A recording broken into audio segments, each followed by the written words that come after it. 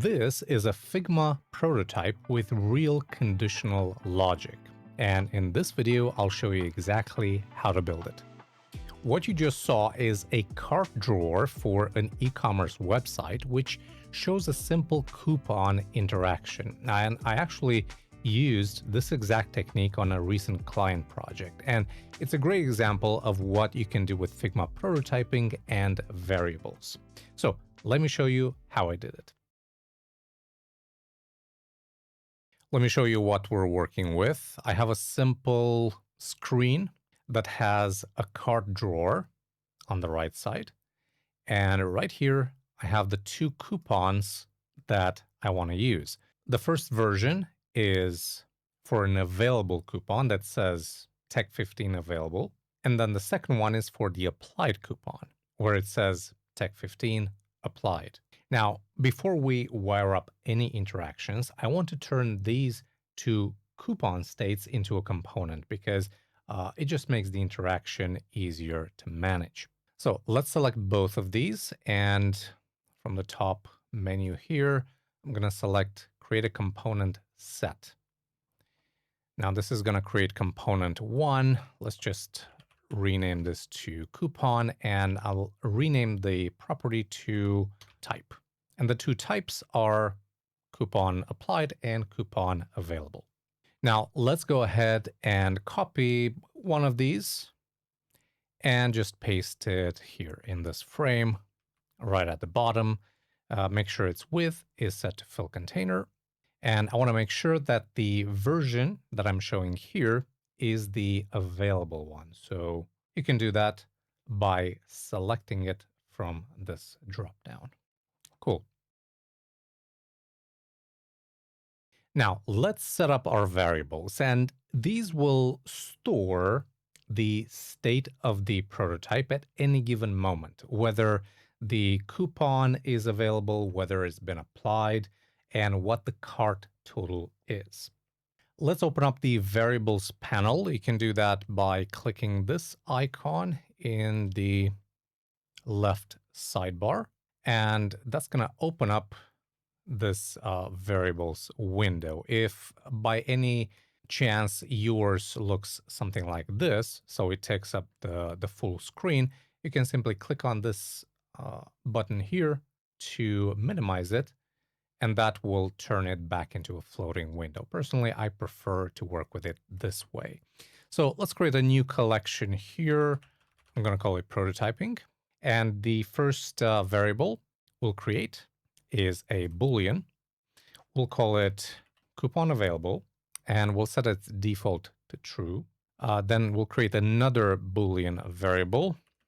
We'll call it coupon applied. By default, it's going to be false. And then we'll create a number variable. It's going to be called cart total, and by default, we're going to use 496. Now, we still need to connect the variables to the actual layers in the design, such as the cart total text, the coupon visibility, and so on. This is what makes the prototype actually respond to the state changes. So we can now close the variable window, and we can select this cart total layer. And up here, I can click the apply variable or property button, and I can choose cart total. So now it's going to use the value that we set in the variable instead of a hard-coded value. You'll notice that if we bring up the variables panel and we change this cart total to whatever value, that's also going to be updated in the canvas. Now, we also need to add a version of the coupon right here under the subtotal. So I'm just going to double click my way into this, and I'm just going to paste that in. But this time, this should say Tech 15 applied, right? So I'm going to select the version that says coupon applied.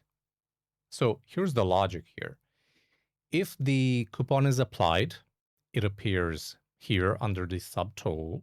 And if it's available, it will appear right here under the promo code. But these are mutually exclusive, so I cannot have both visible at the same time. And this is where the variable comes in, the two Boolean variables we just created. So I'm going to select the available instance of the coupon, and I'm going to click on apply variable property in the appearance section, and I'm going to select coupon available. Now, because that's set to true in my variable panel, its visibility is also set to true, so this is visible. But if I'm going to do the same thing for the applied coupon, so select it here, and then in the appearance panel, I'm going to set its visibility, or I'm going to tie its visibility to the coupon applied variable. You'll notice that this is now gone. It's just hidden because in the variables panel, the coupon applied, is set to false. But if I set this to true, then the coupon appears here as normally. But for now, we're going to leave it at false. Now for the interesting part, and this is where conditionals come in. And a conditional interaction basically says, if this condition is true, then do this. Otherwise, do that. In our case, if the coupon is available and the user clicks it, apply the coupon and update the total. If the coupon is already applied and they click X, do the opposite. So let's do that. I'm going to apply these interactions directly to the component, to the coupon component. So we need to switch to the prototype panel. We can do that by clicking here or by pressing Shift E, and that will switch automatically. So I'm going to select the plus icon, and I'm going to add an interaction. On click for action, we're going to say conditional. So now we're working on the available coupon. So what happens when we click on an available coupon? That coupon gets added. So a discount is being applied to the total of the cart. In this case, the coupon is not available anymore. Instead, it's applied. I'm going to say if coupon available equals to true, then I'm going to add an action. And that action is to set a variable. So let me do that again. Add action, set variable. And let me actually move this so you can see it better. I'm going to set coupon available to false. And then I'm going to set another action. You can do that by clicking the plus sign.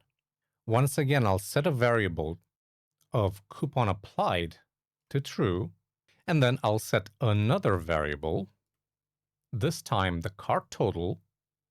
We're going to change it to our default cart total, which is $4.96, and we're going to subtract 15%, which is the discount. And that gives us $421.6. So this happens if we have a coupon available.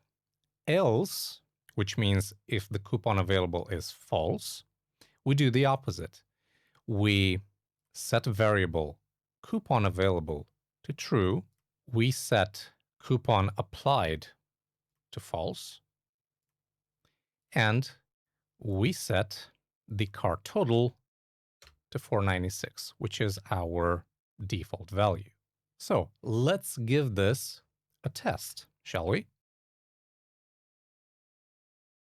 In Figma, you can see a prototype in two different ways. You can either click this present icon right here, which will open up another tab with your prototype, or you can select a frame and you can press Shift spacebar for quick prototyping. And that's exactly what I'll do. And I can just resize this so we can see it better. So let's see if this works. We can click on the plus sign. And by the way, in Figma prototyping, you can click anywhere on the canvas and Figma will actually highlight in blue the items that you can interact with. So when I click this,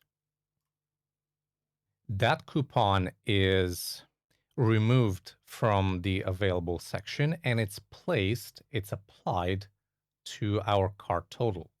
We can see it here and we can see the total is being updated. Now, when I click on this one, it should do the same, but in reverse, except it doesn't. And that's because if we switch back to prototype mode, we only have the interaction applied to the icon in the first variant. We can simply select it, copy, select this other element, and paste. And that's going to basically copy the interaction to this other element. So now both elements have the same interaction applied. But because we're using a conditional that looks something like this, it applies very well to either action, right? So if we have a coupon that's available, then we set the coupon available variables to false. We say the other one to true, and we set the cart total to the discounted value. Else, which means if we have a coupon that's already applied, we do the opposite. So now, if I do the same test, you'll notice that this will work perfectly. And there it is, a functional coupon interaction built entirely inside Figma using variables, conditionals, and native prototyping. The nice thing about this approach is that it scales. Once you understand the pattern, which is, setting up the variables, building your component, wire up the conditional, you can apply it to all kinds of interaction. Toggles, filters, form validation, multi-step flows. The coupon that I showed you is just one example. If you found this useful, go ahead and subscribe so you don't miss weekly Figma tutorials. And if you want to keep watching, check out these videos here. Take care, and I'll see you next time.